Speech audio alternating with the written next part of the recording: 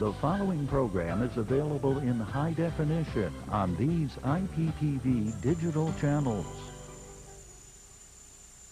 The following program contains material considered adult in nature. You may wish to use discretion when watching with younger viewers.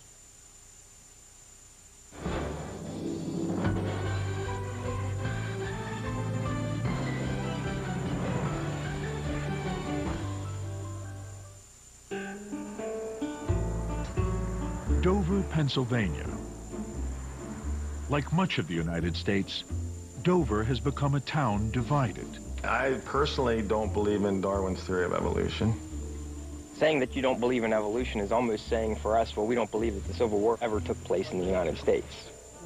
Dover is split between those who accept Charles Darwin's theory of evolution and those who reject it. And that rift between science and scripture nearly destroyed the community. Signs of trouble first appeared after a Dover high school student painted a mural showing the evolution of humans from ape-like ancestors. It was a lovely piece of artwork, very well done artistically, and it did not offend me in any way. But some in Dover were offended by the idea that humans and apes are related. And that mural was removed from the classroom and destroyed. Flames soon spread to the local school board. Angry that only Darwin's theory of evolution was being taught, the board required students hear about a controversial idea at odds with Darwin called intelligent design. To just talk about Darwin to the exclusion of anything else perpetrates a fraud. But many say intelligent design is the fraud. Intelligent design is a science stopper. It makes people stupid. 11 Dover residents sued their school board to keep intelligent design out of the classroom. And almost overnight, Dover was catapulted to the front pages of the nation's newspapers and the front lines in the war on evolution. Trials tear communities apart. They set neighbor against neighbor. Nobody wants to do this. You do it when you have to.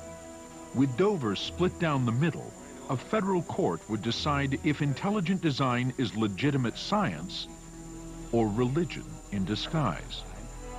And the verdict would have consequences that reach far beyond the classrooms of Dover. It's about religion, politics, and power. Up next on Nova, Judgment Day. Intelligent design on trial.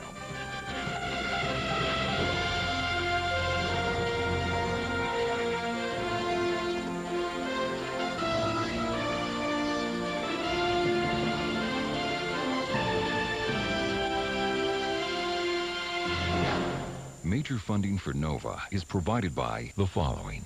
For each of us, there's a moment of discovery. We understand that all of life is elemental. And as we marvel at element bonding with element, we soon realize that when you add the human element to the equation, everything changes. Suddenly, all of chemistry illuminates humanity, and all of humanity illuminates chemistry. The human element. Nothing is more fundamental. Nothing more elemental. And David H. Koch.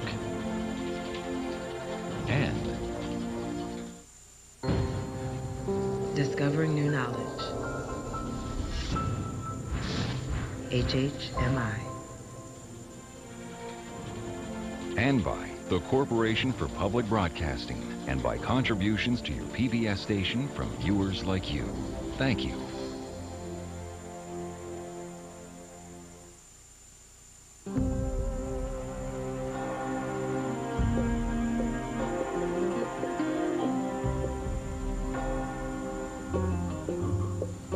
In October 2004, a war broke out in the small town of Dover, Pennsylvania.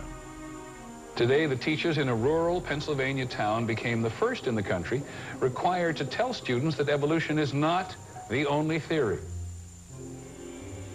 It started when the Dover Area School Board passed a policy requiring that its high school science classes include a controversial subject called intelligent design. Proponents of intelligent design claim that many features of living organisms are too complex to have evolved entirely through the natural process of evolution, as Charles Darwin proposed. Instead, they claim some aspects of those organisms must have been created, fully formed, by a so-called intelligent designer. And, advocates contend, intelligent design is a bold new scientific theory with the power to overthrow the theory of evolution.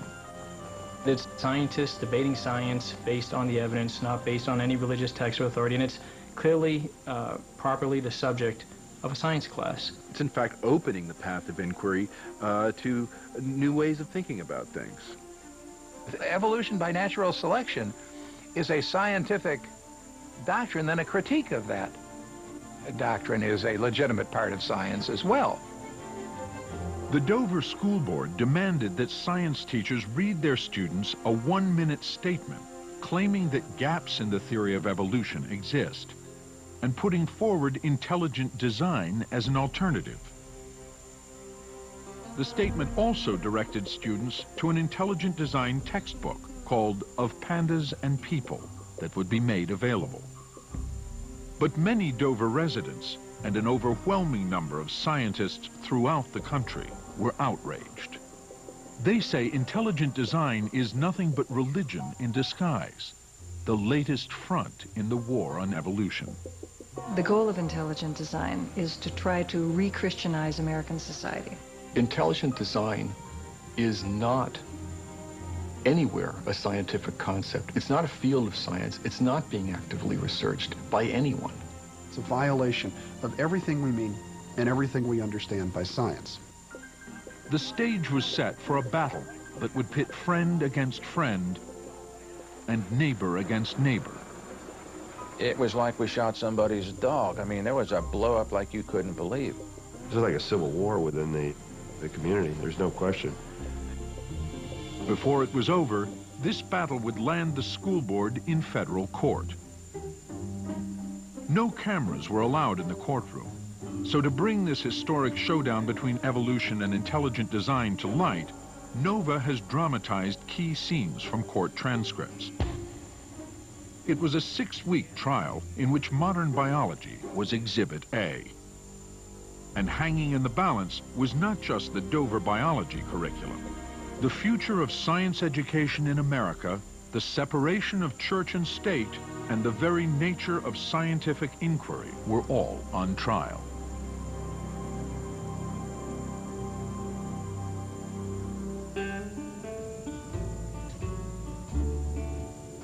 In Dover, Pennsylvania, the debate over religion and evolution has long been personal. We live in a community that has a great many fundamentalist churches. I've never appreciated the fact that my children are being taught to believe in evolution as opposed to creationism.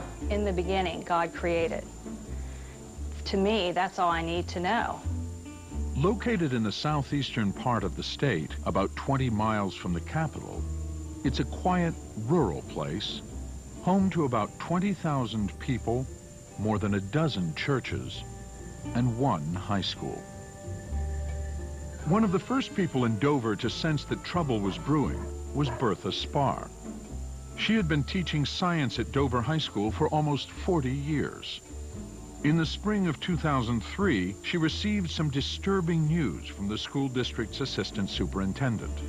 He actually came to my classroom one evening after school and said, "Bert, I think I need to give you a heads up. There is a school board member who is talking about equal time, whether it be 50%, but certainly equal time for creationism, and I think you need to be aware of this." That's when the red flag went up. Another science teacher, Brian Ream, heard this too. I had actually laughed at him because I thought that was the funniest thing I'd heard. I mean, creationism was ruled out as public education and science when I was in junior high school. When Bertha Spar asked which school board member was interested in creationism being taught alongside evolution, she was told it was a local businessman named Alan Bonsell, who had recently joined the school board. My family and I have been very blessed here, and I've had family that lived in the Dover area for 100 years, so it was something that to give back, and I thought I could help try to make Dover, you know, the school district a better place. When Bonsell had questions about how evolution was taught at Dover High School, Bertha Spar and her biology teachers agreed to meet with him. I had a meeting with some of the science teachers in the high school just to see what they taught or didn't teach in the high school science class. And creationism really didn't come up at that meeting. It was more, how do we teach evolution? And he seemed very satisfied. He was okay with how we taught, and we thought everything was good, and we went on our merry way. If you'll recall, he did enlighten us at that time that he did not, wasn't his belief is that evolution was how things came about. Right, that's correct. He felt the Earth was not much more than 4,000 years old. I personally don't believe in Darwin's theory of evolution. I'm a creationist. I make no bones about that. Creationists, like Bonsell, reject much of modern science in favor of a literal reading of the Bible. They believe the Earth is less than 10,000 years old, and that God created everything fully formed, including humans, in just 6 days. Although most mainstream religions made peace with evolution decades ago, many creationists still see evolution as incompatible with their faith. And both creationism and evolution are no strangers to the court. Their legal battles stretch back to the famous Scopes monkey trial of 1925. Now, as I told you yesterday, Darwin's theory tells us that man evolved from a lower order of animals. In that case, a high school science teacher in Tennessee named John Scopes was accused of violating state law by teaching evolution. I hereby place you under arrest. Loosely portrayed in the classic film Inherit the Wind, the trial turned into a courtroom showdown between legendary lawyer Clarence Darrow. The defense wishes to place Dr. Keller on the stand so that he can explain to the gentlemen of the jury the exact meaning of the theory of evolution. And three-time presidential candidate William Jennings Bryan. If you had a son, Mr. Sillers, or a daughter, what would you think if that sweet child came home from school and told you that a godless teacher... Scopes was found guilty of teaching evolution and slapped with a mere $100 fine. But the verdict would have a chilling effect on science education throughout the country for the next 3 decades. After the Scopes trial, textbook publishers decided that evolution was just too controversial a subject, and so they just quietly removed it from the textbooks. And for most of that time, the textbook was the curriculum. And so if it wasn't in the textbook, it didn't get taught. The chilling effect of the Scopes trial did not thaw until the 1960s. But as publishers slipped evolution back into their textbooks, creationists fought to teach their views in science class as well. Over the next 30 years, the two sides battled it out in court. The fight culminated in 1987, when the Supreme Court decided that teaching creationism in public school science classes violated the separation of church and state, mandated by the Constitution in the Establishment Clause, which prevents the government from promoting or prohibiting any form of religion. To this day, teaching creationism in public school science classes anywhere in the United States remains a violation of students' constitutional rights. Another Dover School Board member, Bill Buckingham, a retired policeman, was appointed by Alan Bonsell to head the curriculum committee. It was his job to review all requests for new textbooks. The 9th grade biology teachers had asked for a widely used book co-authored by biologists Ken Miller and Joe Levine. But Buckingham did not like what he saw.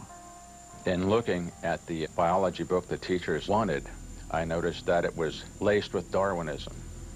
I think I listed somewhere between 12 and 15 instances where it talked about Darwin's theory of evolution. It wasn't on every page of the book, but like every couple chapters, there was Darwin in your face again. And it was to the exclusion of any other theory. And at a school board meeting in the summer of 2004, Buckingham made it clear he wasn't comfortable approving that book. The school board put the purchase on hold. So what was it about Charles Darwin's theory that Buckingham objected to? Darwin published his theory of evolution in 1859 in a book called On the Origin of Species, and it has been sparking controversy ever since. It was the culmination of work Darwin started more than 2 decades earlier, after sailing around the world on a ship called the Beagle. On that expedition, Darwin collected thousands of plants and animals that were unlike any he had ever seen before. And when he returned home to England, he became particularly fascinated by the many different birds he had found on a remote chain of islands off the coast of South America called the Galapagos. There was a bird that looked to him like a warbler, and another one that looked to him like a woodpecker, and another one that looked like a finch, and so forth. And he wasn't sure what these birds were, but they were all clearly adapted for very different ways of life. Some ate insects. Some, for example, picked up small seeds. Some could crush the large seeds of certain plants which were found on the Galapagos. So they had different appearances, different beaks, different styles of life. When Darwin asked for help identifying these birds, he was in for a surprise. He was floored, he was stunned to discover that the expert ornithologists in Great Britain told him, they're all finches. That's not a woodpecker, it's a finch. That's not a warbler, it's a finch. But why, in this small chain of islands, had he found finches with such different characteristics? Darwin reasoned that in nature, individual organisms compete for limited resources, like food. If, for example, a bird is born with a slightly larger beak than the other members of the population, that might give it an advantage on an island where large seeds are more common. Over many generations, birds with large beaks would be more likely to survive and reproduce, handing down this advantageous beak shape to greater numbers of offspring than those with smaller beaks.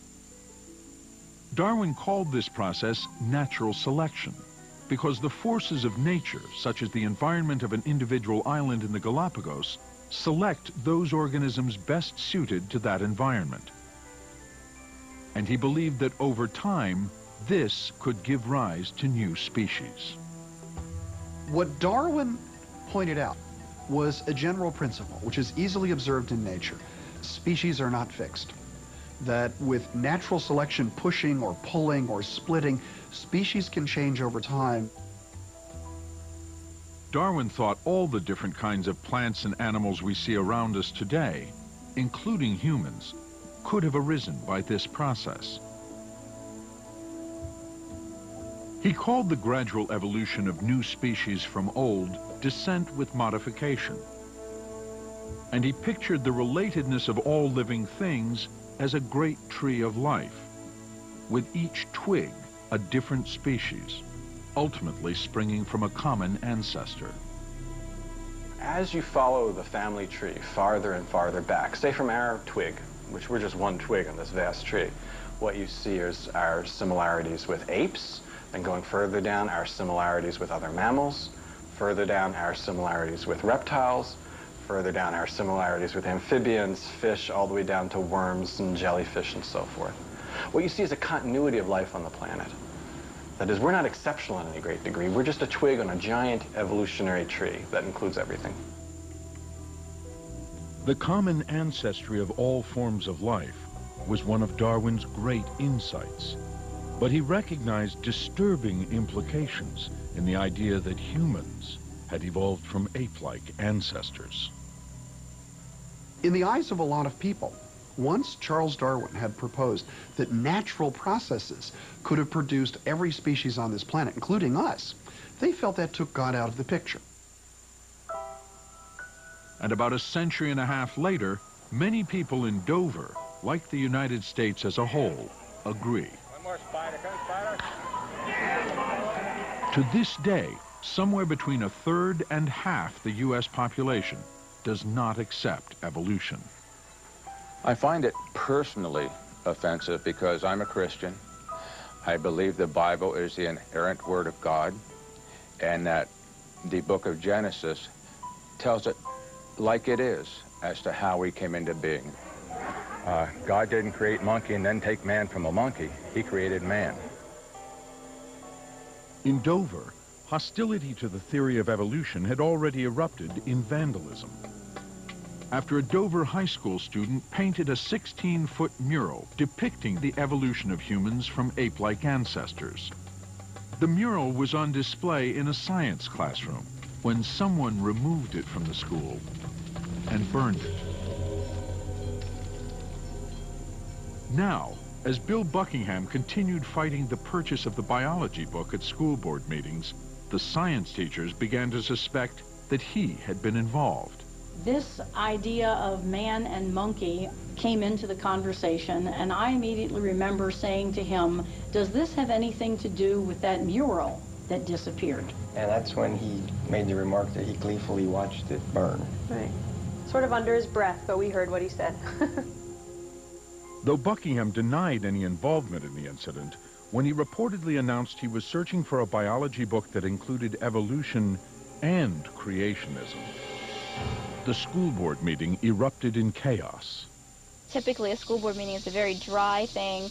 A couple of people show up because they have a certain issue they want to discuss. But these meetings would be hundreds of people, and it would be hot, and people would be upset.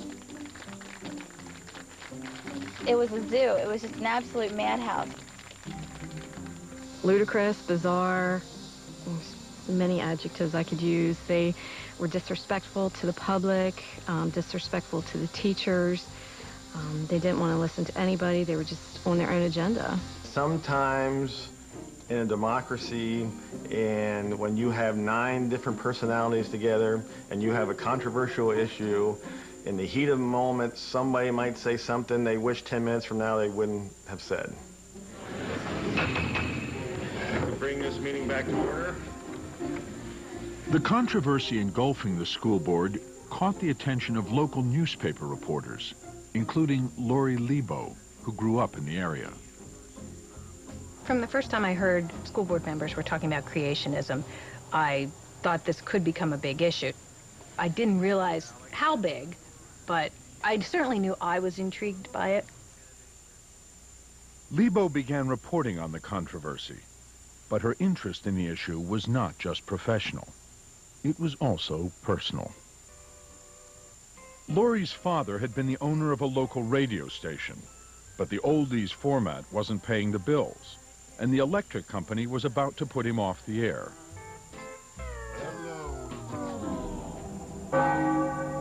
The next day, a gentleman came in who belonged to a local church, wanted to lease programming on the radio station, and offered to pay a decent sum of money. And overnight, the radio station became a Christian radio station. My father became born again. In her articles, Lebo would write about the 1987 Supreme Court ruling that would keep Buckingham from introducing any creationist text into biology class. In the meantime, Buckingham was in touch with 2 organizations known for questioning Darwin. One was a public interest law firm in Michigan called the Thomas More Law Center. Headed by former public prosecutor Richard Thompson, famous for his efforts to convict assisted suicide advocate Jack Kevorkian, the firm bills itself as the sword and shield for people of faith. Bill Buckingham contacted me as a private citizen and also as someone who was concerned that the biology textbook presented only one side, and he thought there should be other alternative theories involved. And that's when I introduced him to the theory of intelligent design and indicated that I thought that that theory could be taught alongside the theory of evolution and pass constitutional muster. I asked, if there were any reference books out there, and they gave me the title of the book of Pandas and People. He also found a conservative think tank in Seattle named the Discovery Institute, which calls itself the nation's leading intelligent design proponent. They sent Buckingham a DVD and other material on intelligent design. In these materials, Buckingham found a view that did not seem to conflict with his own. For example, according to the book of Pandas and People, intelligent design means that various forms of life began abruptly through an intelligent agency with their distinctive features already intact. Fish with fins and scales, birds with feathers, beaks, and wings, etc. And in the DVD he got from the Discovery Institute, Buckingham found more support for intelligent design. 150 years ago, Charles Darwin transformed science with his theory of natural selection. Today, that theory faces a formidable challenge. Intelligent design has sparked both discovery and intense debate over the origin of life on Earth. And for a growing number of scientists, it represents a paradigm, an idea with the power to, once again, redefine the foundations of scientific thought. Both the DVD and book use the same example to illustrate intelligent design's central tenet, explained here by proponent Steve Fuller. One way to get into the concept of intelligent design is by imagining what it would be like to run across something like this on a beach. John loves Mary. I mean, this is the sort of design that's very unlikely just to have assembled itself just from sand blowing randomly over even a very long period of time. Rather, it shows a sign of some sort of intelligence that's behind it. And just as those words on the beach are clearly the product of an intelligent being, the claim is that some aspects of life itself must be the product of a designer. Intelligent design, in my way of thinking, states that life is too complex to happen at random, that there had to be a designer, something to shape how things went, so to speak. In the book of Genesis, the designer would be God. But in the materials Buckingham received, God is never mentioned. The designer is called an intelligent cause or intelligent agent.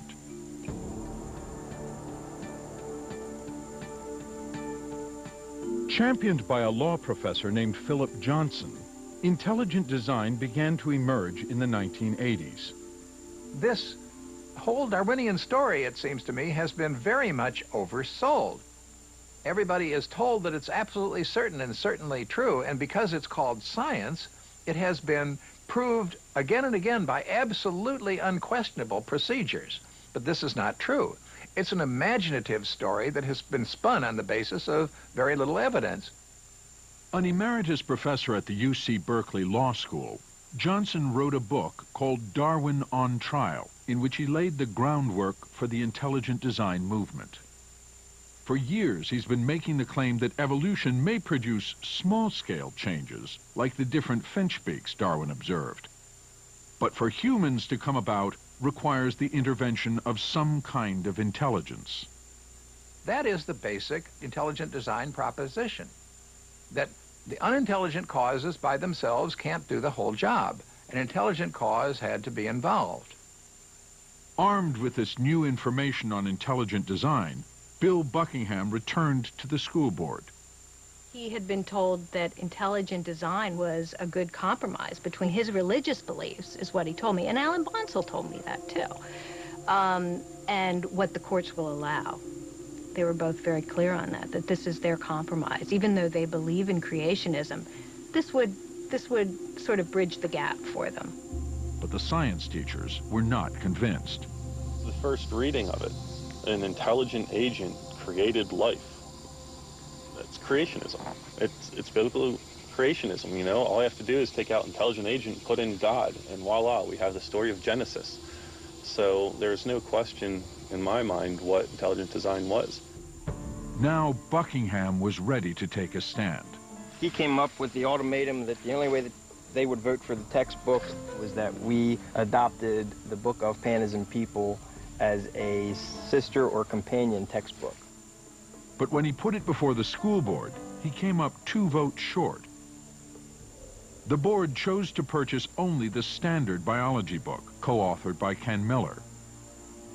pandas was shelved. That might have been the end of the story, but a few weeks later, 60 copies of pandas turned up in Bertha Sparr's department, a gift to the school from an anonymous donor. Then, without consulting the teachers, members of Buckingham's curriculum committee drafted the outlines of what became a bold new policy for the science department. It was brought before the full school board for a vote, and after a heated debate, it passed 6-3. In its final form, the policy mandated that all students in 9th grade biology be read a 1-minute statement telling them that Darwin's theory is not a fact, and that it contains gaps. Suggesting intelligent design as an alternative, it directed students to the 60 copies of pandas that would be available as a reference.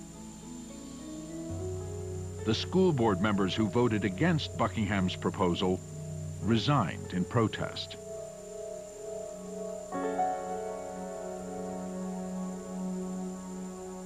Tammy Kitzmiller is the mother of a 9th grade student who would be read the 1-minute statement at Dover High School.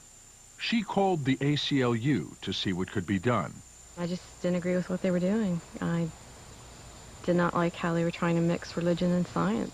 We had parents, we had students, we had teachers, all calling us and saying, hey, there's a problem here, can you help us? And we said, sure, we'll help you. On December 14th, 2004, 11 parents of Dover school students, including Tammy Kitzmiller and Brian and Christy Ream, filed a lawsuit in federal court in Pennsylvania, alleging the Dover School Board was violating their constitutional rights by introducing religion into science class. They would be represented by the ACLU, which had joined forces with the organization Americans United for Separation of Church and State, and Philadelphia law firm Pepper Hamilton. Eric said at the time, this is the case I've been waiting for my entire career. The school board would be represented by the Thomas More Law Center, the firm that had told Bill Buckingham about the Pandas book. A court date was set, and as depositions were being taken, the science teachers took a stand of their own against reading the intelligent design statement. We stepped up and said, we're not going to read it. We met together and agreed that as a unit, we would stand together. I mean, I have principles and standards of my own, and there was no way that I was going to go into a science classroom of mine and make a statement about this so-called intelligent design, knowing full well that it was not science.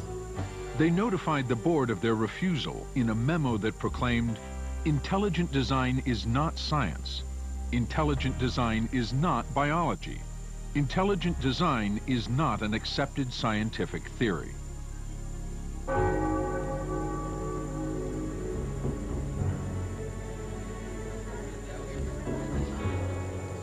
With the teachers refusing to read the 1-minute statement, Dover's assistant superintendent walked into 9th grade biology class on January 18, 2005, and read, "The Pennsylvania academic standards require students to learn about Darwin's theory of evolution, and eventually to take a standardized test of which evolution is a part. Because Darwin's theory is a theory, it continues to be tested as new evidence is discovered. The theory is not a fact. Gaps in the theory exist for which there is no evidence. A theory is..."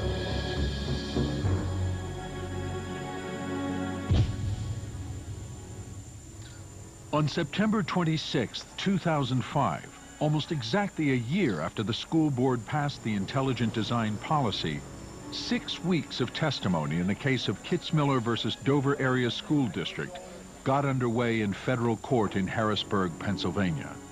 Good morning to all of you. Are you prepared to open? Yes, I am. You may do so. My co-counsel and I represent 11 parents who are challenging the Dover Area District School Board's change to its biology curriculum. Dover School Board members announced their interest in the topic of evolution in starkly religious terms. They looked for a book that could provide a religious alternative to evolution, and they found one here in Of Pandas and People. They did everything you would do if you wanted to incorporate a religious topic in a science class and cared nothing about its scientific validity. Patrick Gillen, Your Honor, on behalf of the defendants in this action, the Dover Area School District and its Board of Directors. The board believed that intelligent design was not creationism. They knew what that was, the Book of Genesis. They believed it was a legitimate educational goal to make the students aware of the existence of another scientific theory.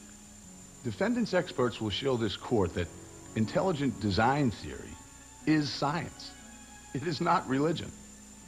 This expert testimony will also demonstrate that making students aware of gaps and problems in evolutionary theory is good science education. It's good liberal education.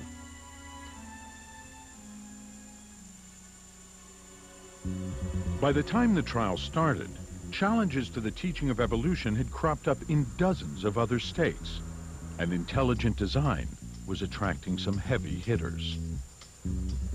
Rick Santorum, then Pennsylvania senator, had commended the school district for its intelligent design policy. And President Bush had thrown his support behind intelligent design, saying both sides ought to be properly taught so people can understand what the debate is about. Now, the eyes of the nation were on Dover, the latest battleground in the war on evolution.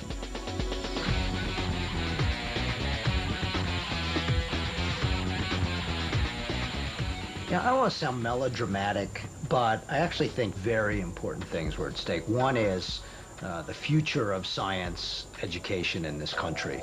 If a school board could do this, what would prevent them from doing more things like this in other classes, presenting pseudoscience or pseudo-math or pseudo-history in promotion of one particular religious view? It's wrong. Does science education have to be so narrow, so technical, so deferential to the existing paradigm that we can't even introduce students to what may be the next great theory? Presiding over the case would be Judge John E. Jones III.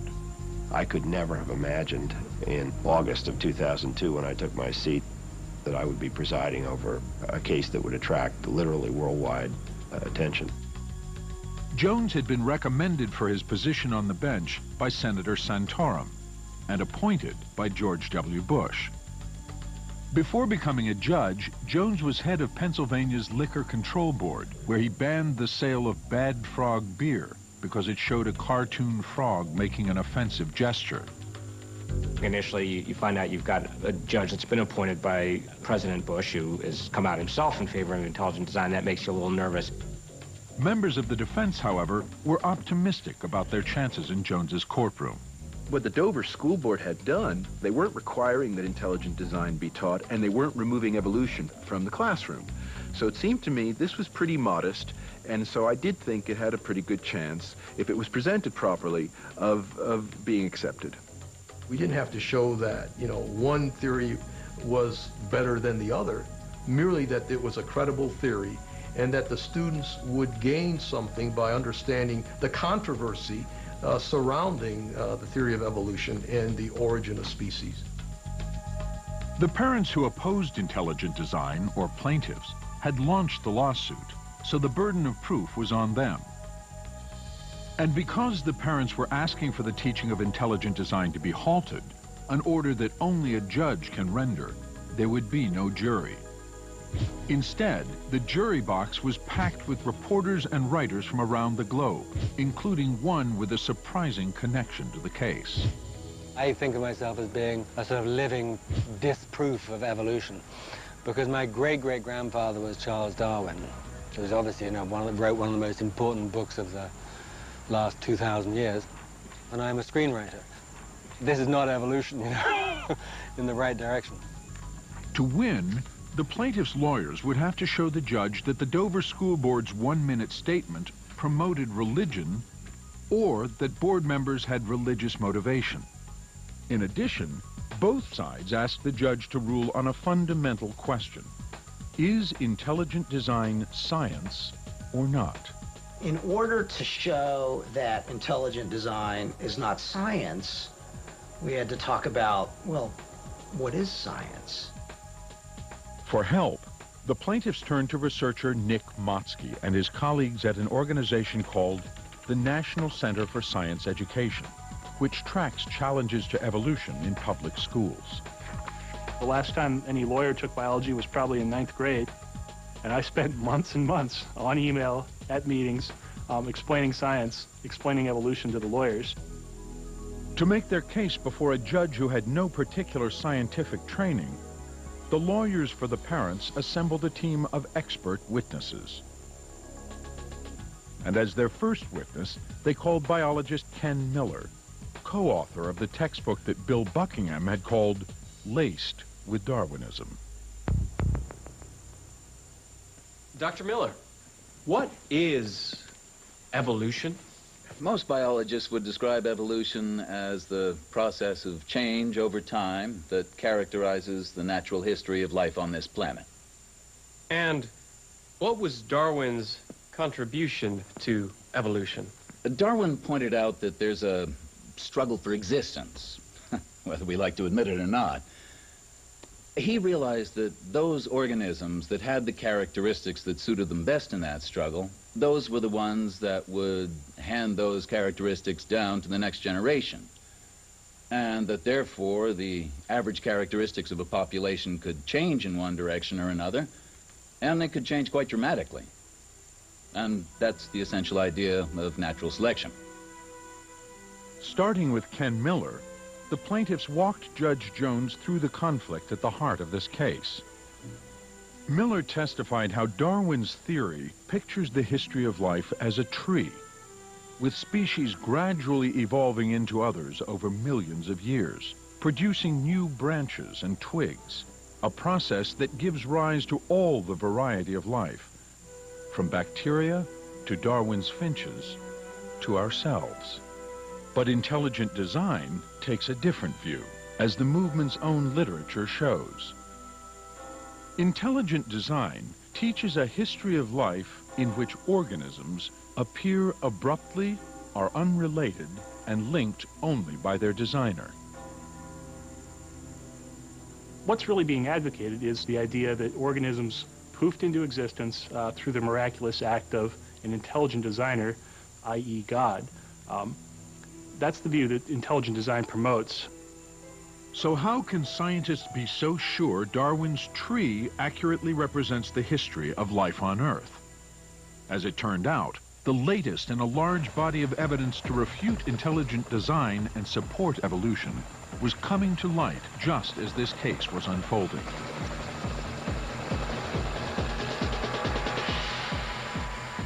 I remember thinking to myself when all this was going on, where do they get a load of this? Because it's just so beautiful.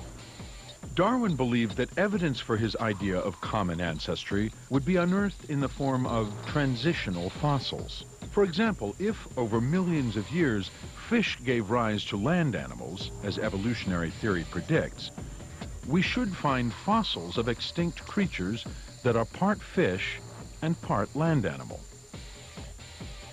In 1999, paleontologist Neil Shubin and his colleagues set out to find just such a creature. What evolution enables us to do is to make specific predictions about what we should find in the fossil record. The prediction in this case is clear-cut. That is, if we go to rocks of the right age and the rocks of the right type, we should find transitions between two great forms of life, between fish and amphibian. Many scientists think life began in the water, at least 3.5 billion years ago. More recently, about 375 million years ago, the tree of life branched as primitive fish evolved into amphibians, such as today's frogs and salamanders, which live part of their lives on land. Armed with this prediction, Shubin and his colleagues organized an expedition to one of the most desolate places on Earth, the Canadian Arctic, about 500 miles from the North Pole, where rocks of just the right age are exposed. Here, they hope to fill a gap in the branch of the evolutionary tree that leads from primitive fish to animals with 4 limbs, or tetrapods, by finding a fossil of an animal that shared characteristics of both.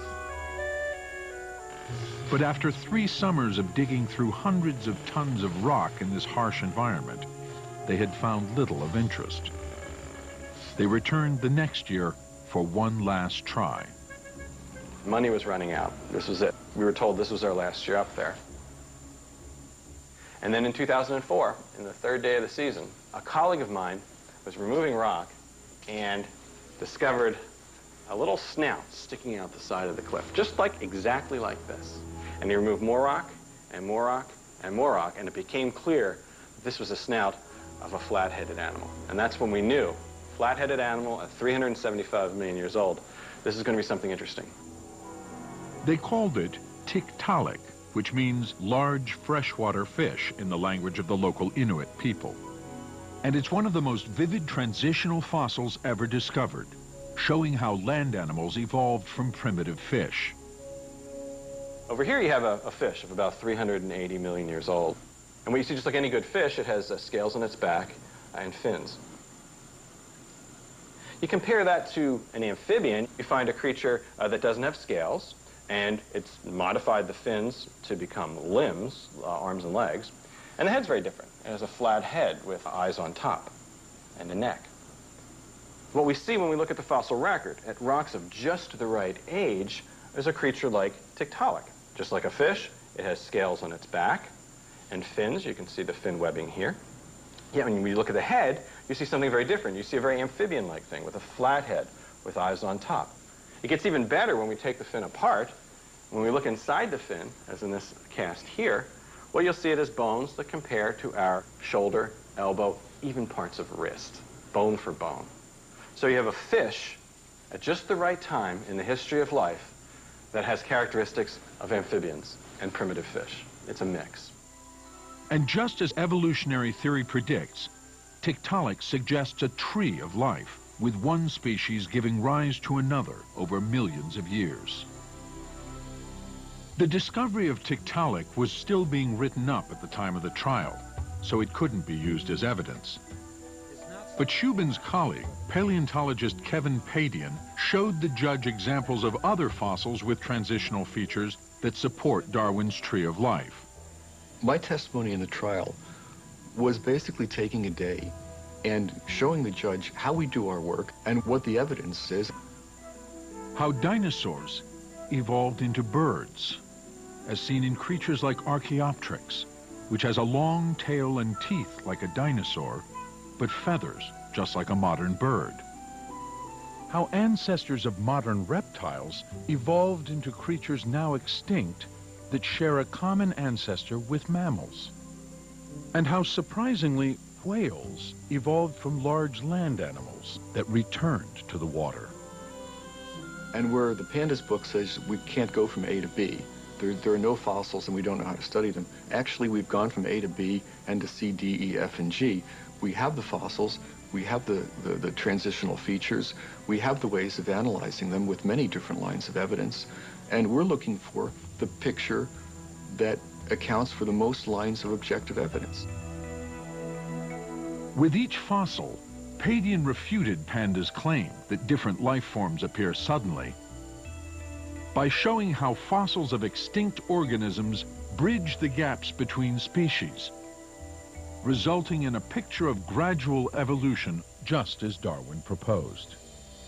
The reporters in the courtroom were just amazed that we knew all this stuff, and how come they hadn't learned about this stuff before? And the reason is, it's not in textbooks because the creationists fight so hard to keep it out. That's been a big influence. The court took a break, and I remember the judge saying something like, biology class adjourned, for lunch. And he was, smiling, and it was clear that we had the judge interested in science. I'm a professor of integrative biology. Lawyers for the parents may have impressed the judge and reporters.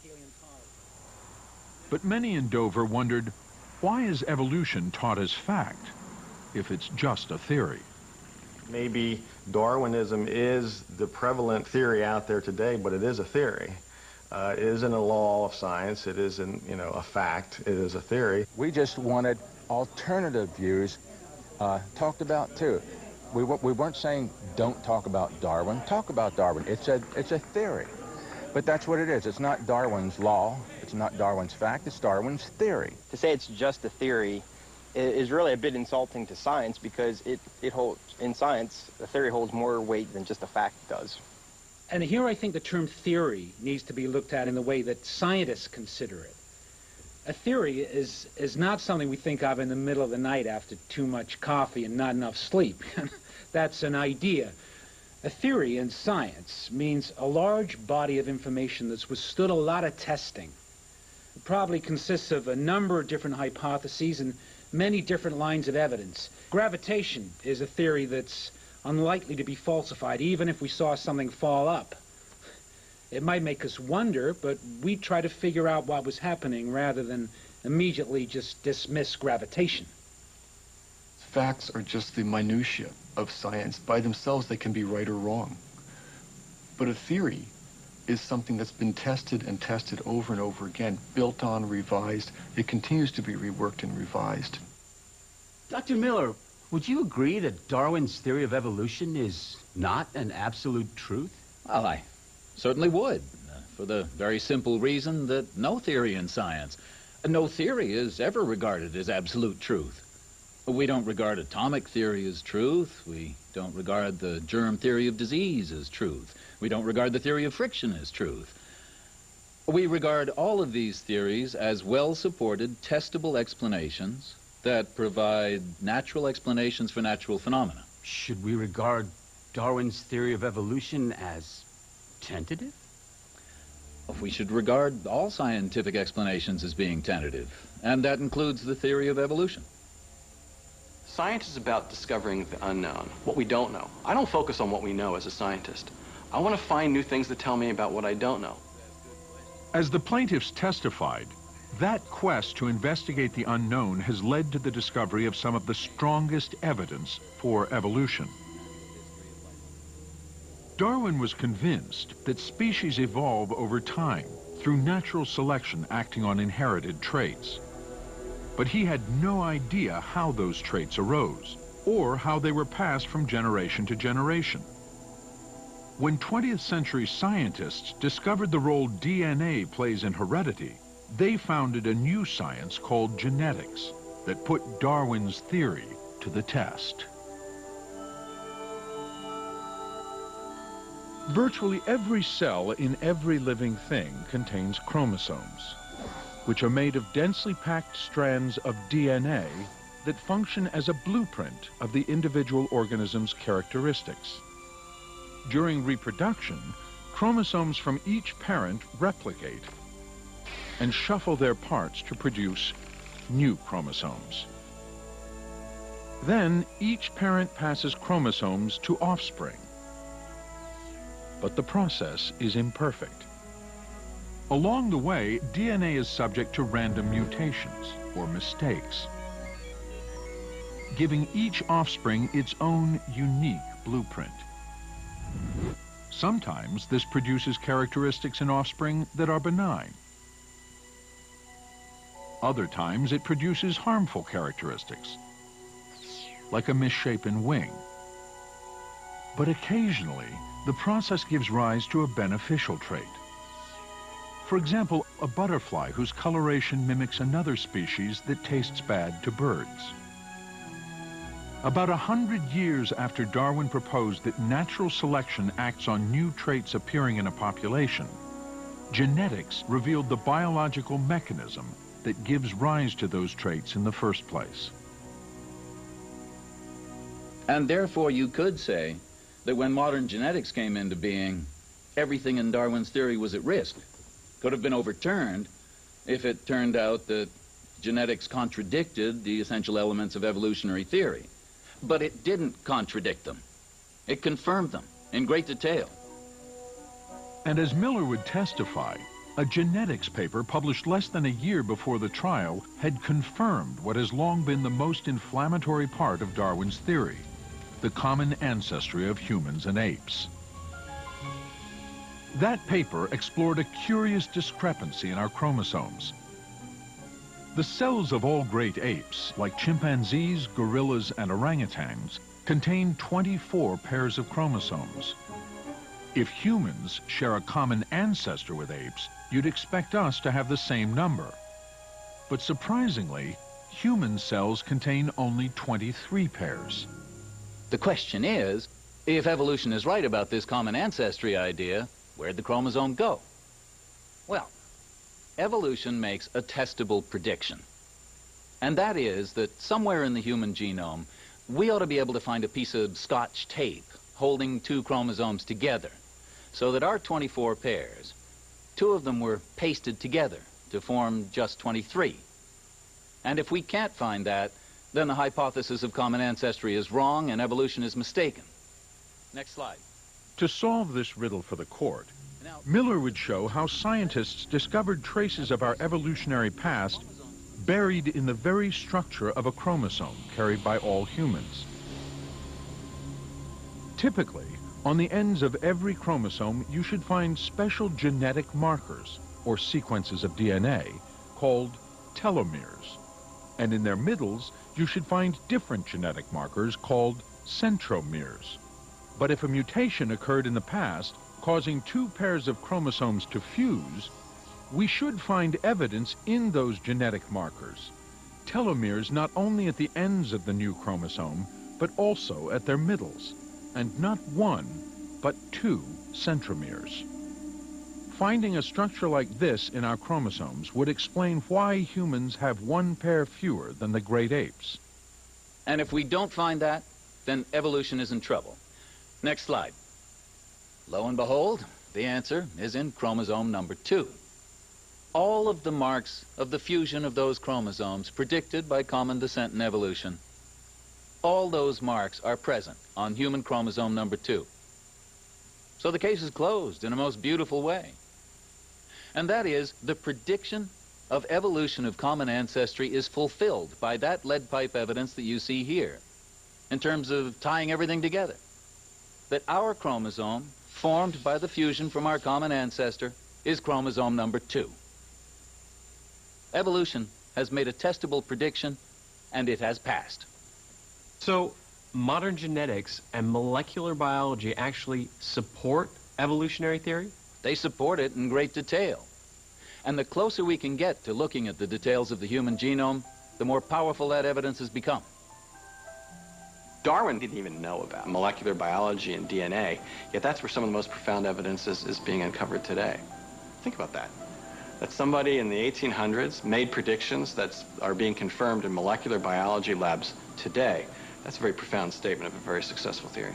Not a single observation, not a single experimental result has ever emerged in 150 years that contradicts the general outlines of the theory of evolution. Any theory that can stand up to 150 years of contentious testing is a pretty darn good theory, and that's what evolution is. And the deep understanding of evolution, as proposed by Darwin, has with genetics unlocked many of the secrets of life. It's an explanatory framework within which all the rest of biology fits. Right? It's something that we use in practical biological applications. Medicine, agriculture, industry. When you're getting a flu vaccine, that really depended upon evolutionary knowledge. In many, many specific ways, evolution makes a practical difference. It's not just something that happened in the past, evolution's happening now. So if evolution has stood up to all this scrutiny, what about intelligent design? Does it play by the same rules? If you invoke a non-natural cause, a spirit force or something like that in your research, I have no way to test it. So, supernatural causation is not considered part of science? Yeah. I hesitate to beg the patience of the court with this, but being a Boston Red Sox fan, I can't resist it. One might say, for example, that the reason the Boston Red Sox were able to come back from 3 games down against the New York Yankees was because God was tired of George Steinbrenner and wanted the Red Sox to win. In my part of the country, you'd be surprised how many people think that's a perfectly reasonable explanation for what happened last year. And you know what? It could be true. But it certainly wouldn't be science. It's not scientific. And it's certainly not something we can test. The fundamental problem with intelligent design is that you can't use it to explain the natural world. It's essentially a negative argument. It says evolution doesn't work, therefore the designer did it. Evolution doesn't work, therefore we win by default. But when you ask them, what does intelligent design tell you about nature? Does it tell you what the designer did? Does it tell you what the designer used to design something with? Does it tell you what purpose the designer had for designing something? Does it tell you when the designer did it? Why the designer did it? It doesn't tell you anything like that. Basically, it's a negative argument, and you can't build a science on a negative argument. After 3 weeks of testimony on the nature of science, the evidence for evolution, and the failings of intelligent design, the plaintiffs had presented their case. To watch the whole thing, you got an education in what evolution was, where evolution stands as a theory now in the 21st century. If you concentrated, you would get sucked into this thing, and the day would go by, and you'd come out and you'd think, that was amazing what I heard here. And these eloquent people, you know, with these incredible educations, and it was fantastic. The plaintiff's attorneys had put on an amazing case, but there was this idea, especially among those who weren't sitting in the trial every day, that when the defense started, you know, then we'll see some pretty interesting stuff too on the other side. The question now was, could the defense prove that intelligent design is a scientific theory? What evidence could they muster to support this claim?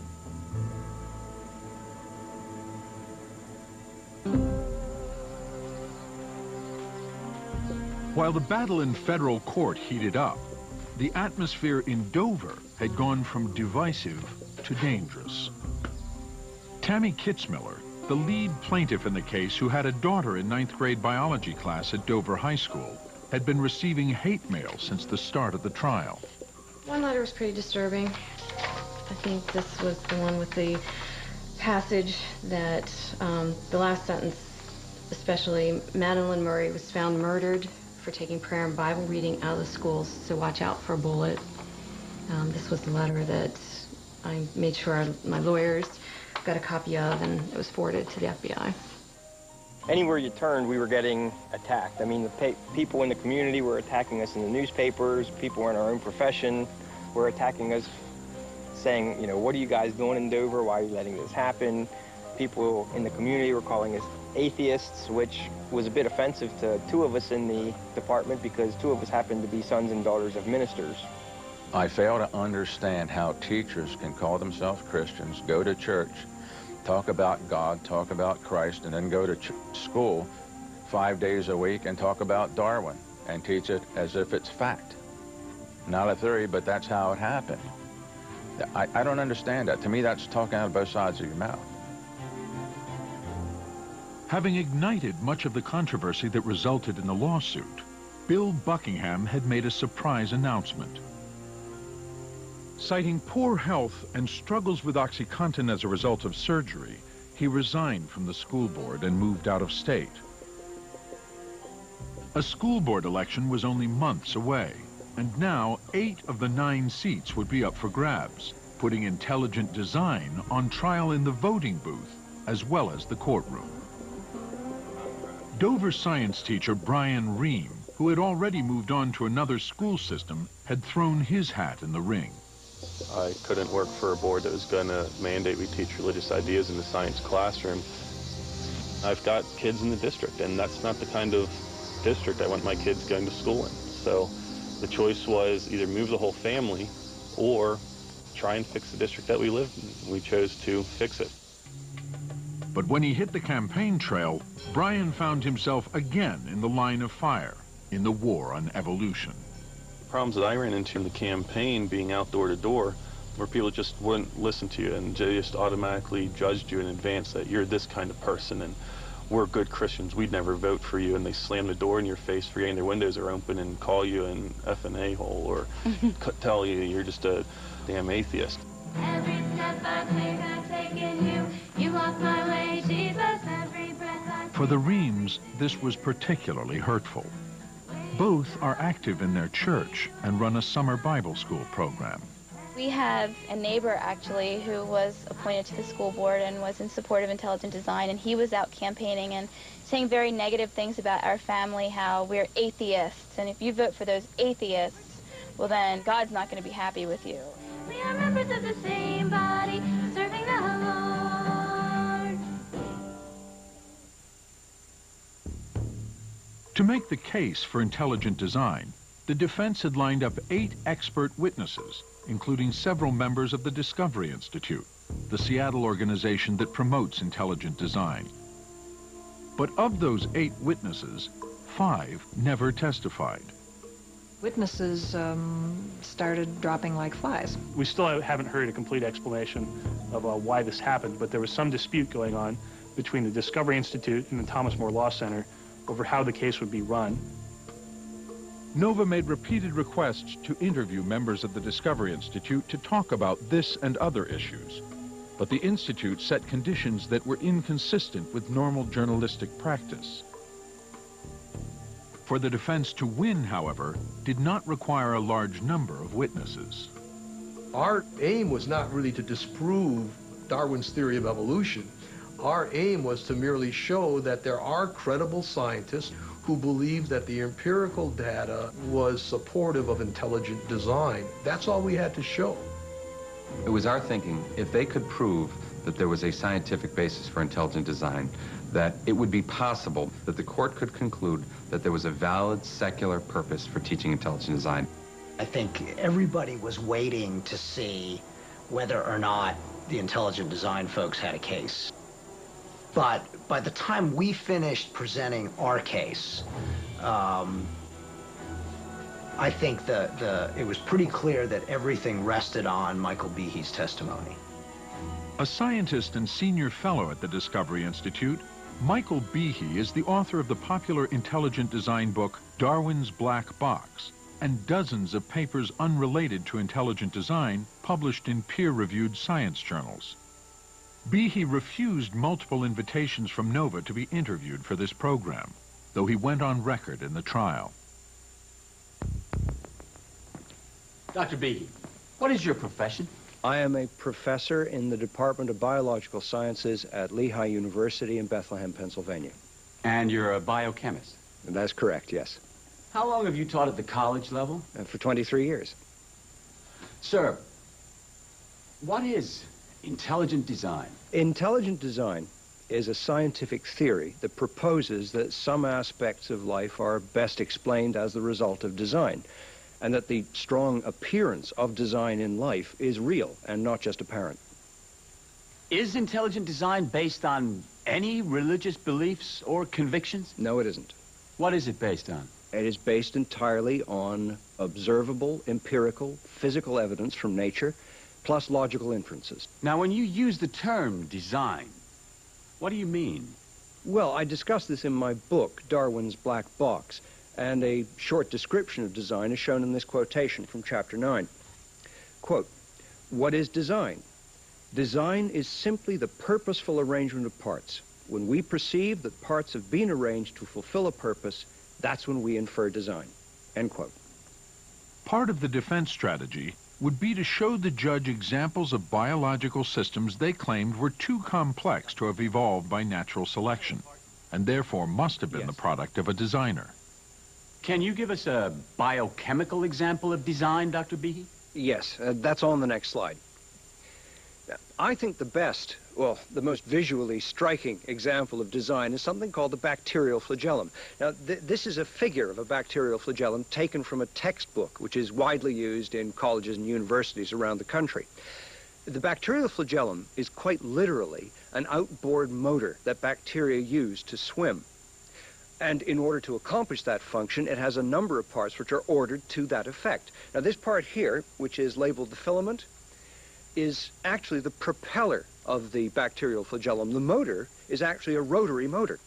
And most people who see this and have the function explained to them quickly realize that these parts are ordered for a purpose and therefore bespeak design. Under the microscope, bacteria powered by flagella seem almost acrobatic. They tumble, corkscrew, and pirouette, thanks to that whip-like filament. Driving this propeller is a tiny motor, part of a complex structure made of about 40 different kinds of proteins.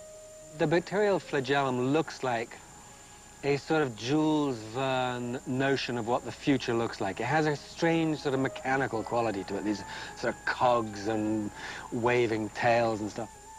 And according to Behe, if any one of these parts is missing from the system, the motor can't function. Behe calls systems like this irreducibly complex, a term he coined. And he argues such systems could not have evolved naturally. The idea is that there are certain aspects of life, perhaps organisms or organs or even cells, that in a sense could only have come about as a whole. In other words, it was very unlikely they could have come about through just a kind of contingent combination of parts over even millions or billions of years, but rather in a sense had to be created whole cloth all together at once, because everything fits together so well that to remove one part the thing wouldn't function. Have other scientists acknowledged these design features of the flagellum? Yes, they have. If you could advance the next slide. In 1998, a man named David de Rosier wrote an article in the journal Cell, which is a very prestigious scientific journal, entitled The Turn of the Screw, the Bacterial Flagellar Motor. Now, David de Rosier is a professor of biology at Brandeis University in Massachusetts and has worked on the bacterial flagellar motor for most of his career. Now, in that article, he makes a statement, quote, "More so than other motors, the flagellum resembles a machine designed by a human," close quote. So David de Rosier also recognizes that the structure of the flagellum appears designed. What I wrote was, this is a machine that looks like it was designed by a human, but that doesn't mean it was designed. That is the product of intelligent design. Indeed, this more has all the earmarks of something that arose by evolution. Using an electron microscope, de Rosier produces ghostly pictures like this one, revealing the inner workings of what's been called the world's most efficient motor. This is the drive shaft. This transmits this torque generated by the motor. That would then turn the propeller, which would push the bacterial cell through the fluid. Michael Behe has argued that the flagellum could not have evolved since its parts have no function for natural selection to act on until they are fully assembled. But evidence that refutes Behe's claim of irreducible complexity comes from a tiny syringe that injects poison, found in some of the nastiest of all bacteria. This is a structure found, for example, in Yersinia pestis, the bacterium that causes the bubonic plague. And look at the similarities. Now, this structure doesn't rotate, but it still has to extend this structure, which is equivalent to the rod, the drive shaft here. It has to extend that because it needs this little channel. It's like sort of like a syringe. So the virulence factors that are made inside the cell, which is down here, can be exported, pushed up into this hole, and exported out through this long kind of needle, perhaps into a cell in your body or mine, and thereby create misery. And it turns out the two structures look similar for a reason. The syringe on the right is made of a subset of the very same protein types found in the base of the flagellum on the left. Though the syringe is missing proteins found in the motor and therefore cannot produce rotary motion, it functions perfectly as an apparatus for transmitting disease. So if we think about what it means to be irreducibly complex, the argument is that if you take away even one of these proteins, that the structure cannot function. And yet here is a structure that functions, that is missing several of the proteins, and yet here it is, a working, viable organelle of the bacterium. So indeed, this structure is not, in that sense, irreducibly complex. To emphasize de Rosier's point, Miller arrived at court making an unusual fashion statement. as an example of what irreducible complexity means, advocates of intelligent design like to point to a very common machine, the mousetrap.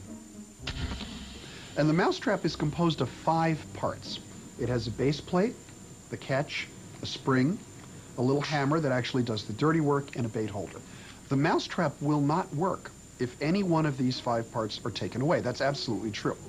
But remember the key notion of irreducible complexity, and that is that this whole machine is completely useless until all the parts are in place.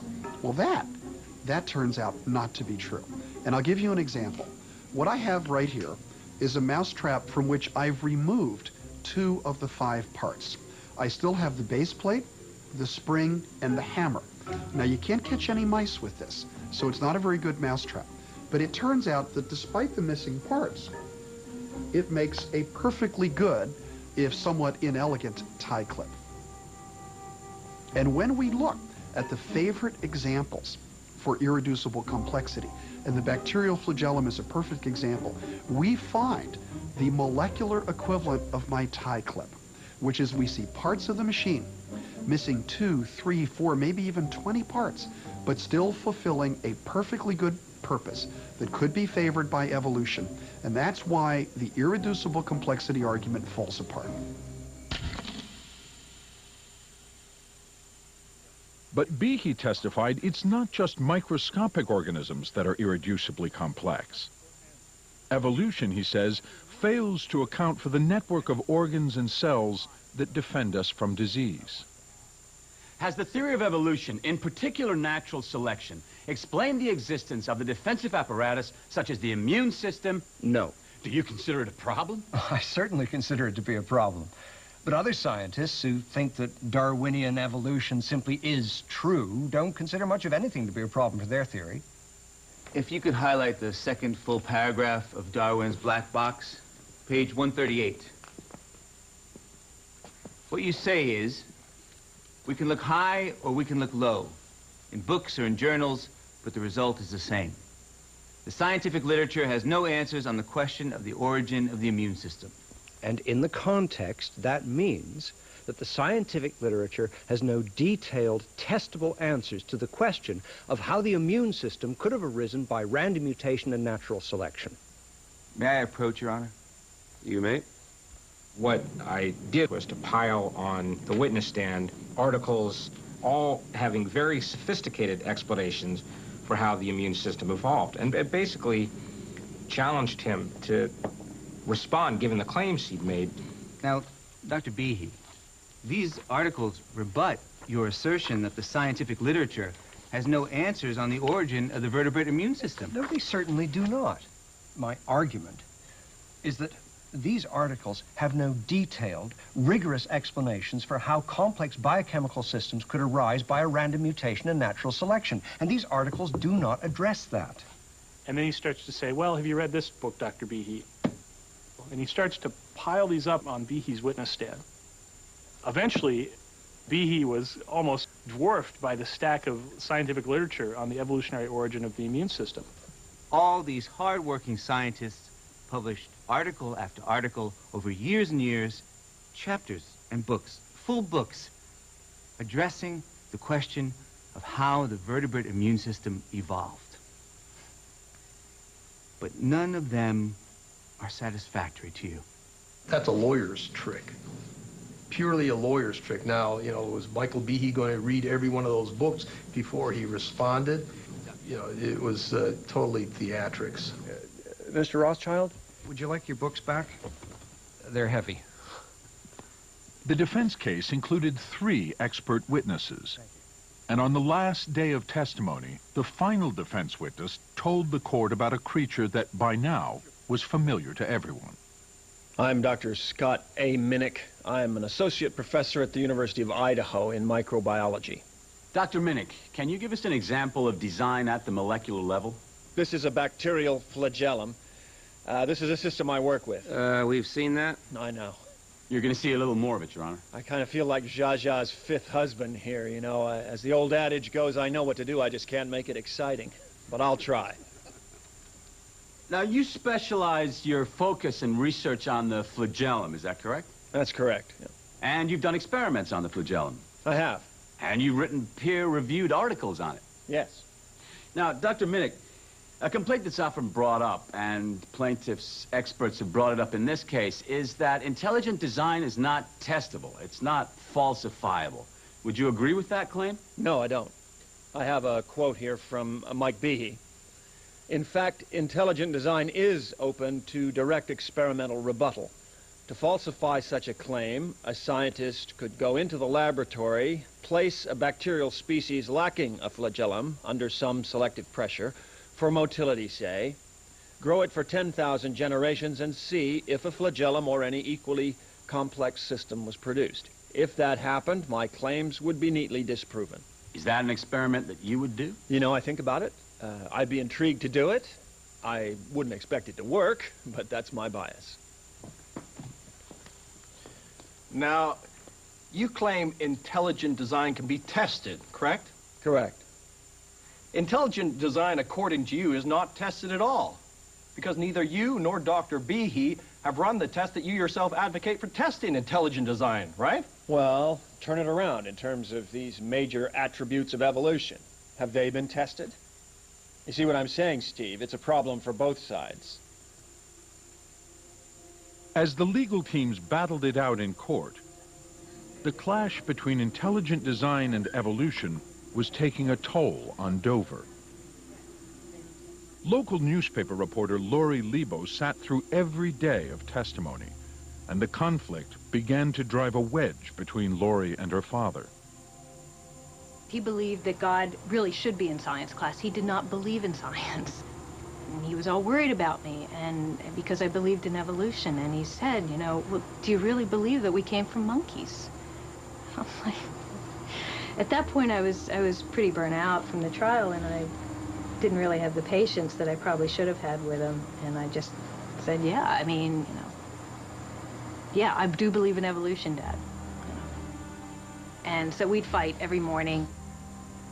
If you believe in heaven and hell and you believe you have to be saved, nothing else could possibly matter. Not the First Amendment, not science, not rational debate. All that matters is that you're going to be rejoined with the people you love most on this earth. Teaching the traditional evolutionary Darwinian concept that man evolved from lower forms of life, that's almost a slap in my face. That takes the dignity away from humanity as far as I'm concerned.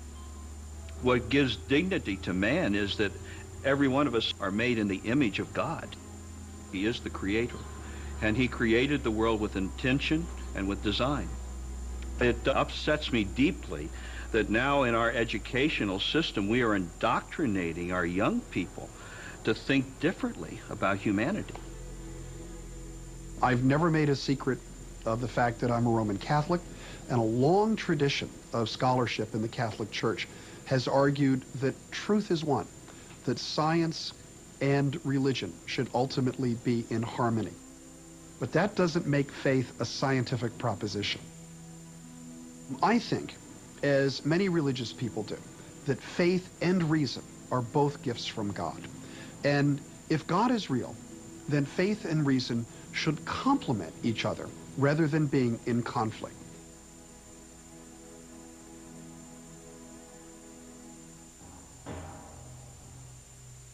Throughout the trial, Judge Jones would never tip his hand about which way he was leaning on whether intelligent design is science. But science was not the only issue before the court. The climax of the trial would be the judge's ruling on a question stemming from a different line of evidence.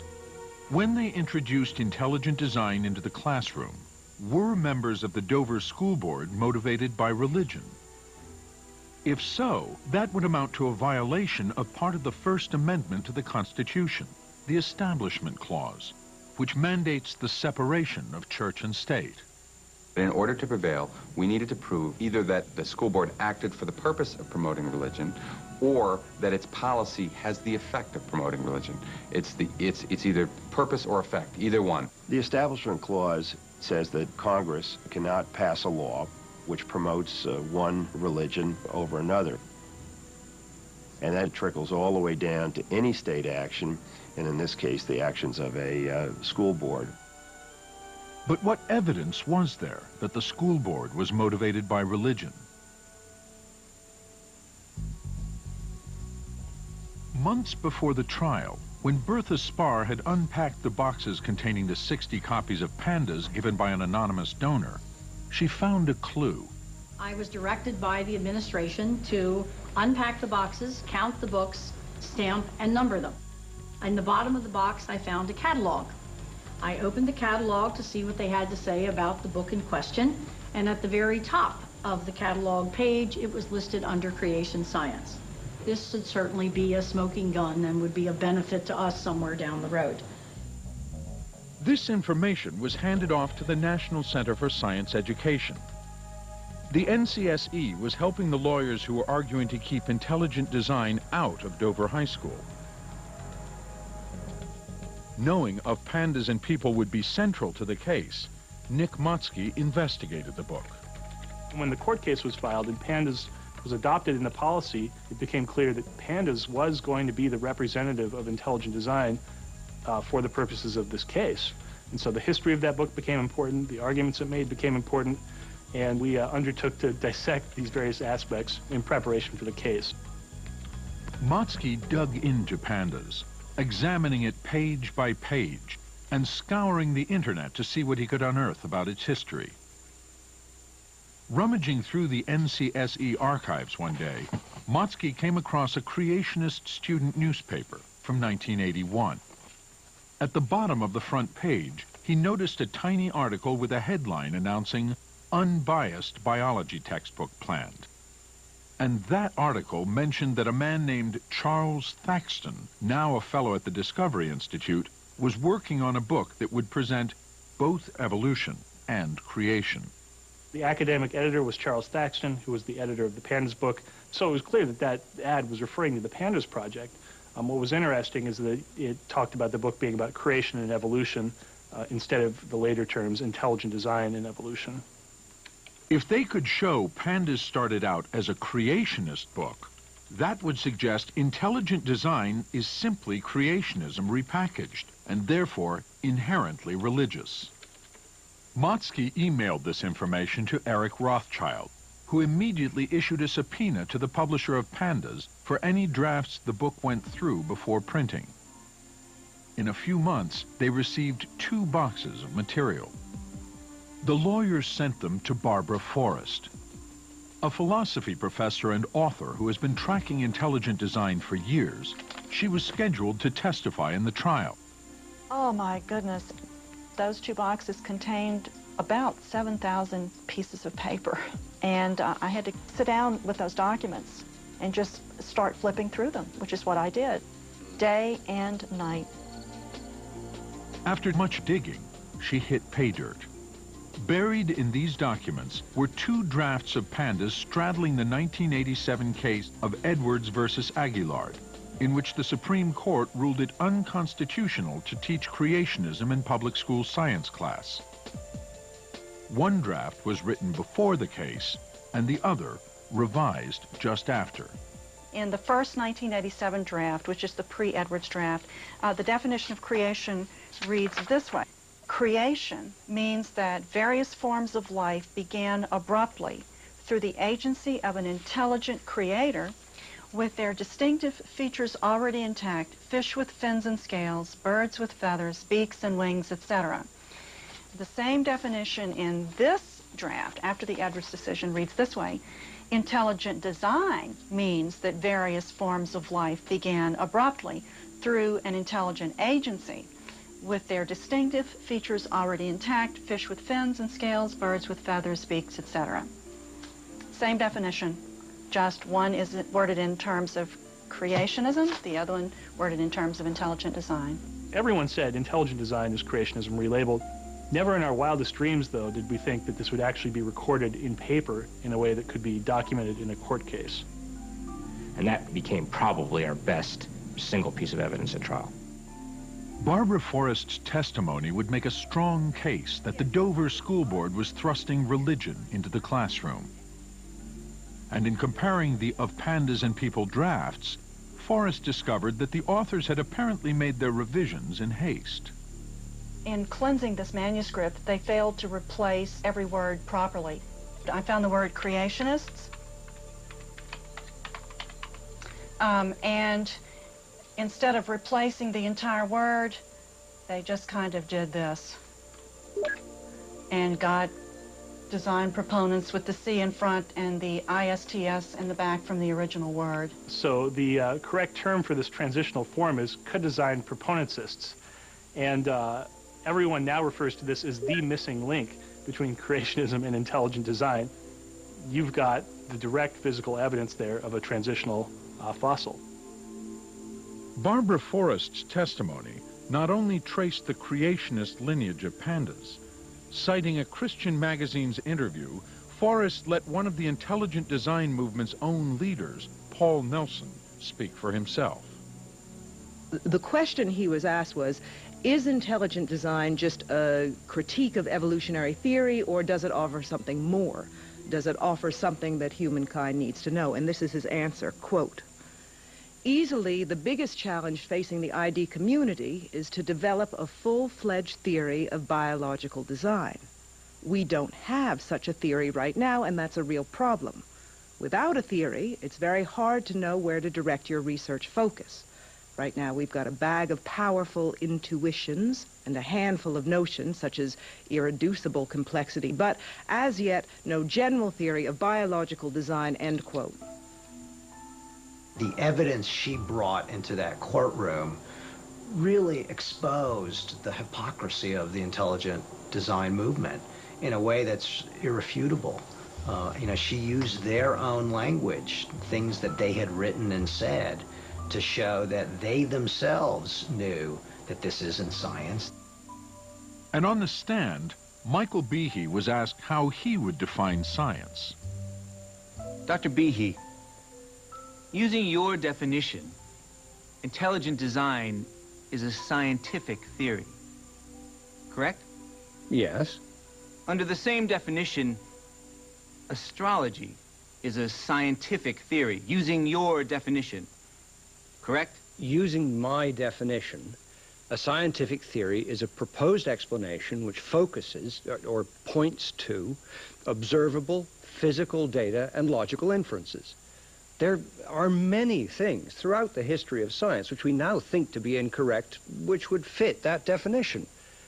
Yes, astrology is in fact one. So is the ether theory of the propagation of light, and many other theories as well. The ether theory of light has been discarded. That is correct. But you're clear. Under your definition, the definition that sweeps in intelligent design, astrology is also a scientific theory. Yes, that's correct. When you loosen the rules around what is science and permit the supernatural, permit deities, you are really destroying what makes science so vitally important to the progress that our civilization has witnessed over the last 400 or 500 years. You're going back before the scientific revolution. And, that's a pretty scary thing. With the scientific revolution, the work of Galileo, Newton, and others banished supernatural explanations from science. But some think the supernatural still has its place. At the very beginning of genetics, the idea of there being a hereditary factor that somehow was responsible for the traits that we have, but one couldn't quite identify what the factor was, that was also initially regarded as supernatural as well. So it's not that supernaturalism hasn't been part of science. In fact, it has been, and it's often led to very fruitful results. And it seems that the evolutionists want to, in a way, ignore or marginalize that very important part of the history. But Barbara Forrest testified that the intelligent design movement's goals are not entirely scientific and are spelled out in a secret Discovery Institute document that had surfaced on the internet. Their goals are listed quite clearly in the Wedge document. It's their strategy document that they drew up about 9 years ago in 1998. Their goal is to completely overthrow all of the effects of evolution on society, which they think are uniformly negative. This document states that they want to completely change American culture back to what they believe is its properly religious foundation. They want every area of life to be governed by their particular religious preferences, and they're very clear about that in this document. According to the Wedge document, Darwin portrayed humans not as moral and spiritual beings, but as animals, leading people to abandon objective moral standards. The document lays out an ambitious agenda to overthrow this legacy. To see intelligent design theory as the dominant perspective in science, and to see design theory permeate our religious, cultural, moral, and political life. Though not written by Philip Johnson, the Wedge document is an outgrowth of a broader policy he conceived called the Wedge strategy. I know it can be made to sound like something sinister and conspiratorial, but the Wedge strategy, as I've explained it, is quite simple and innocent. When you use a wedge to split a log, you start with the sharp edge of the wedge. My job is to be the sharp edge of the wedge, to use my academic credentials and legal abilities to get some hearing for the proposition that there really is something fundamentally wrong with the Darwinian story. But I can't answer all the questions that arise. And so we need other people to form the thick edge of the wedge to take on the questions that do require scientific expertise. With Michael Behe and others forming the wide end of the wedge, Johnson hopes the Wedge strategy will overturn what he sees as the negative effects of a century and a half of Darwin's theory. The Darwinian story, when it became accepted, had a huge cultural impact. And if that story were discredited, then the cultural impact would be reversed, and there would be cultural changes in the other direction as well. There is something outrageous about such a huge body of evidence being put together, then being confirmed in all kinds of other scientific disciplines, particularly genetics, and having other people just sort of deny it for reasons that have nothing to do with truth. And this became apparent during the trial. And then you began to look towards the judge and think, how is this guy going to get out of this? Because here he is, he is a Republican, he's been appointed by George W. Bush, who has said that he thinks the jury is out on evolution and both theories should be taught. And you began to think, what is this poor guy going to do? Whatever the motivations of the Discovery Institute, the intelligent design movement, or the authors of the book Of Pandas and People, Judge Jones would need to focus on the motivation of the Dover Area School Board. Mr. Buckingham, I'd like to show you what has been identified as Exhibit P145. You'll need to look at your monitor. The book that was presented to me for biology was laced with Darwinism from the beginning to the end. William Buckingham is head of the curriculum committee for the Dover School District. He's also a board member. He strongly believes creationism needs to be taught in the classroom. My opinion that it's okay to teach Darwin, but you have to balance it with something else, such as creationism. This was back in the very early days of the intelligent design thing. And don't you know, I could not think of the words intelligent design. I just couldn't. The camera's rolling, so I say creationism. In hindsight, I should have said nothing at all, but I said creationism. I was like a deer caught in the headlights of a car, and I misspoke. Pure and simple. I made a human mistake. Freudian slip, right, Mr. Buckingham? I wouldn't say a Freudian slip. I would say a human mistake. And it was not Buckingham's only mistake. Both Buckingham and Bonsell had sworn in their depositions that they did not know who donated the 60 copies of Pandas to the high school. But by the time Buckingham took the witness stand, a different story emerged. I stood up in front of our church one Sunday morning We had to come up with, I think it was like $1,100 to buy these books. I said, I'm not asking anybody for a dime. I'm not telling you I want anything. But we believe in the power of prayer, not church. I said, just pray that the money comes in. Buckingham's prayers were answered with donations from members of the church. So I deposited the money in our personal checking account my wife and I have, and I wrote a check to be passed on to whoever's going to buy the books. It was my understanding at that time that a businessman in the community had agreed to take the money and buy the books and donate them to the school. That time I didn't know who it was. But at the trial, Buckingham admitted he had given that check to Alan Bonsall, and that the unknown businessman who bought the books had been Alan Bonsall's father. This contradicted statements Bill Buckingham and Alan Bonsall had originally made in their sworn depositions. Lying under oath is a serious crime. We impeached a president about it. And people go to jail for it all the time. It seemed to us that there was testimony that demonstrated clear inconsistency. I can't see into their hearts and know, the extent of the falsehood, but I do know that we asked questions that should have elicited that information, and they didn't provide that information. It was almost like this weird feeling that, when you've watched a nature show and you know that the gazelle's about to get it from the lion, I remember actually thinking, oh God, Judge Jones is going to kill Alan Bonsall. I can't look. And then Judge Jones, his face had gotten bright red at this point, and he goes, you tell me why you didn't say where that money came from to buy of pandas and people.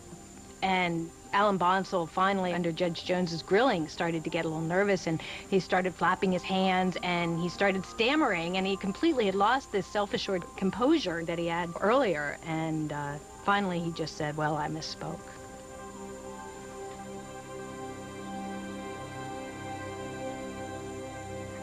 Never in a million years did I ever think that I'd be in a federal lawsuit when I was on the school board or have the school district in something like that over a 1-minute statement. A 1-minute statement. We weren't asking the teachers to become priests or Protestant pastors of some sort or lay ministers or anything like that. Just let the kids know the theories there. Let the kids do their own research and find answers for themselves. After 6 weeks, the trial concluded with closing arguments that were as divided as the town of Dover itself had become. What am I supposed to tolerate? A small encroachment on my First Amendment rights? Well, I'm not going to. I think this is clear what these people have done, and it outrages me. That's a statement of one citizen of Dover, Fred Callahan, standing up to the wedge that has been driven into his community and his daughter's high school by the Dover School Board's anti-evolution, pro-intelligent design policy. This trial has established that intelligent design is unconstitutional because it is an inherently religious proposition, a modern form of creationism. It is not just a product of religious people. It does not just have religious implications. It is, in its essence, religious. The shell game has to stop.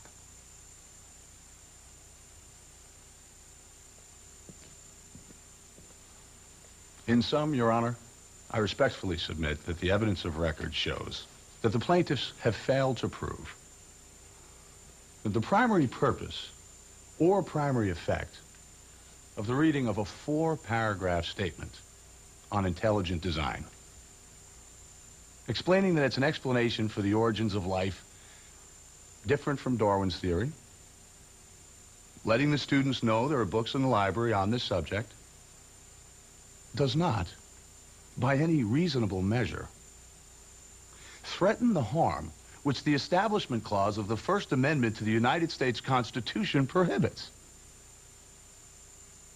But instead, the evidence shows that the defendant's policy has the primary purpose and primary effect of advancing science education by making the students aware of a new scientific theory, one which may well open a fascinating prospect to a new scientific paradigm.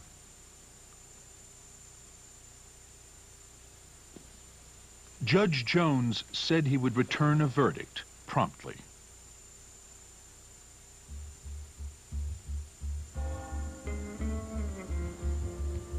Four days after the trial ended, Dover residents rendered their own verdict on intelligent design with a huge turnout for the school board election. By a narrow margin, the people of Dover cleaned house. All 8 of the 9 seats up for election went to anti-intelligent design candidates, including plaintiff and former Dover science teacher Brian Ream. Among the candidates who got the fewest votes was Alan Bonsell. With the judge still deliberating, Dover's local school board election was national news and even provoked the ire of televangelist Pat Robertson.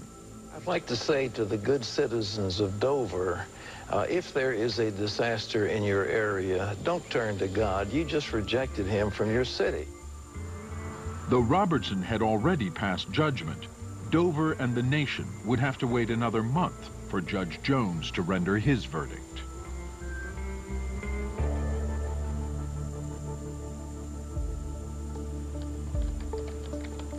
On December 20th, 2005, Jones sent out his opinion by email. I went to work that day. We pretty much knew it was going to be out by noon, so I waited at work for a phone call. The decision came across the computer, I think it was 10:37. The columnist behind me, I was reading it from the beginning, and he's standing over my shoulder and he yells at me, "Go to the end! Go to the end!" I remember Mrs. Spar, Bertha Spar, knocking on my door and interrupting my class. The 139-page opinion ruled that intelligent design is not science. Finding it had been introduced for religious reasons, Judge Jones decided it was unconstitutional to teach intelligent design in Dover science classes. Both defendants and many of the leading proponents of intelligent design make a bedrock assumption which is utterly false. Their presupposition is that evolutionary theory is antithetical to a belief in the existence of a supreme being and to religion in general. To be sure, Darwin's theory of evolution is imperfect. However, the fact that a scientific theory cannot yet render an explanation on every point should not be used as a pretext to thrust an untestable alternative hypothesis grounded in religion into the science classroom or to misrepresent well-established scientific propositions. The citizens of the Dover area were poorly served by the members of the board who voted for the intelligent design policy.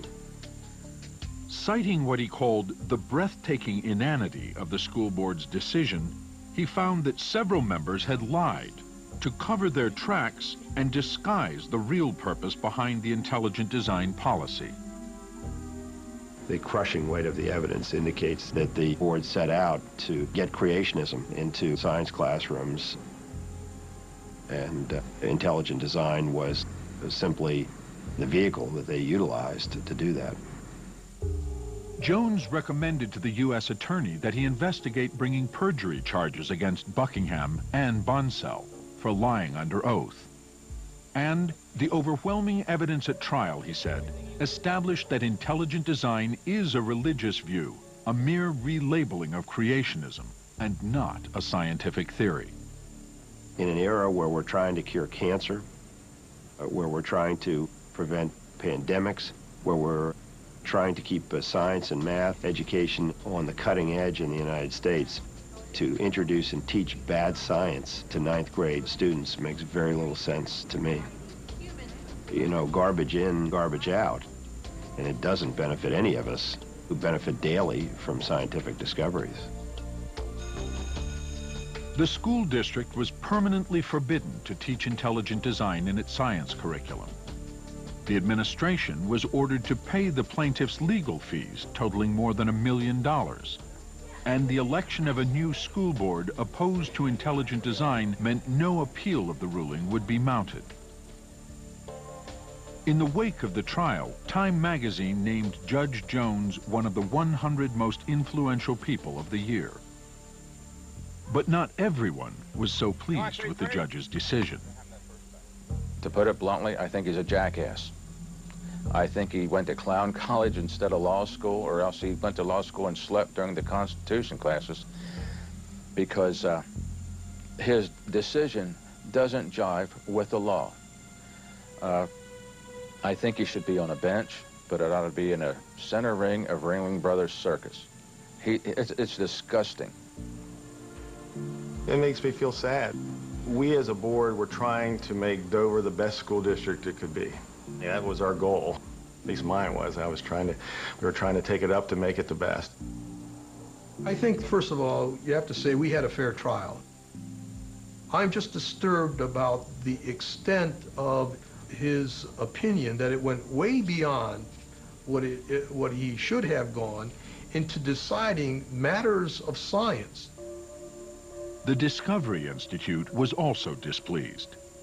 Soon after the decision, the Institute published a 123-page book distancing itself from the case and criticizing the ruling as judicial activism with a vengeance.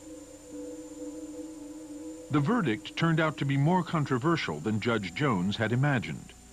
Following the trial, he received death threats.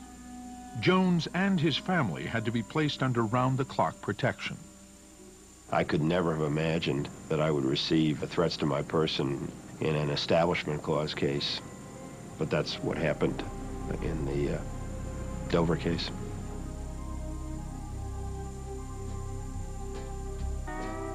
For newspaper reporter Lori Lebo, the verdict was bittersweet. Her father passed away just 9 days after the judge's decision. They had never reconciled their differences, though Lori remains a strong supporter of evolution. Recently, her family took over management of her father's radio station, and Lori began hosting a weekly show. Evening, folks. We're going to listen to some Johnny Cash now. I talk to Jesus every day. In the end, though, there is probably one thing everyone in the case can agree on. The issue is certainly not over. One of the things that we've learned is that the opponents of evolution are persistent and resilient, and they're still out there. I had thought at one point that we would make a breakthrough on this issue and change the scientific community in my lifetime. Now I'm somewhat sobered by the force of the counterattack that we have received, and I see that it's going to be a longer process than that. I think history tells us that there is an enduring disagreement and dispute in the United States as it relates to evolution. By no means did my decision put a capstone on that, and that will proceed for generations, I suspect.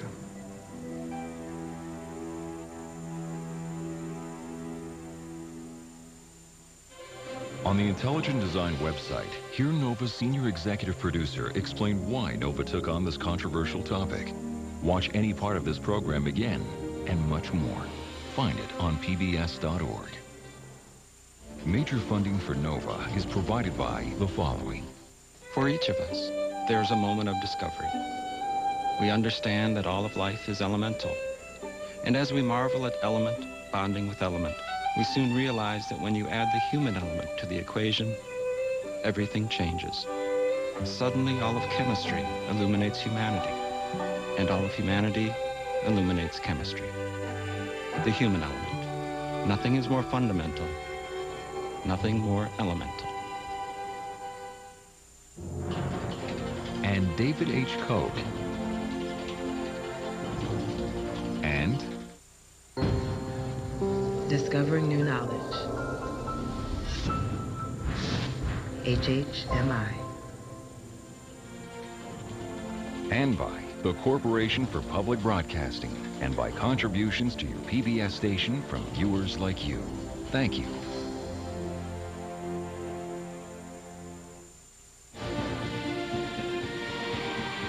This is what we were. This is where we've been. This is who we are. The hope still lives, and the dream shall never die. This is our experience.